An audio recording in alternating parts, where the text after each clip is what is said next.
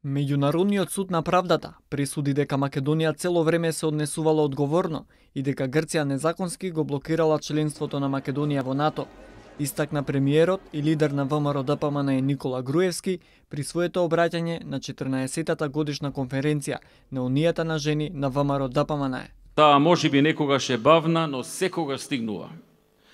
Токму Македонија по долго чекање деновиве беше осветлена од правдата. Меѓународниот суд на правдата во Хаг, кој е еден од 6 органи на Обединетите нации, донесе пресуда со која потврди дека Македонија одговорно се однесувала во целиот овој период. Според Груевски, пресудата треба да помогне во надминување на блокадите со кои се соочуваме на полето на евроатлантските интеграции, но исто така и за создавање на подобри пријателски и добрососедски односи со Грција. Да веруваме во вредностите на НАТО и на Европската Унија, кои тие сами ги декларираа. Кој верува, ќе успее.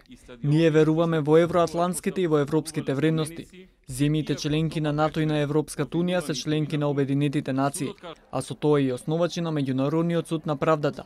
И веруваме дека се свесни дека судот кој го основале ќе игра вистинската улога, само доколку биде почитуван пред се од оние кои го основале, изјави премиерот Груевски.